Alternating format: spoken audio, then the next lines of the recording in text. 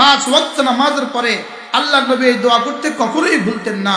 রাসূল করিম সাল্লাল্লাহু তাআলা আলাইহি ওয়াসাল্লাম এই দোয়া করতেন, আল্লাহুম্মা ইন্নী আউযু বিকা মিন আযাবিন নার ওয়া আউযু বিকা মিন আযাবিল কবর ওয়া আউযু বিকা মিন ফিতনাতিল মাসীহিদ দাজ্জাল ওয়া আউযু বিকা মিন ফিতনাতিল মাহইয়া ওয়াল মামাত। আল্লাহ আমাকে আযাবে কবর থেকে পানাহ দান করেন, আল্লাহ আমাকে জাহান্নাম থেকে পানাহ দান করেন, আল্লাহ আমাকে দাজ্জালের ষড়যন্ত্র থেকে পানাহ দান করেন।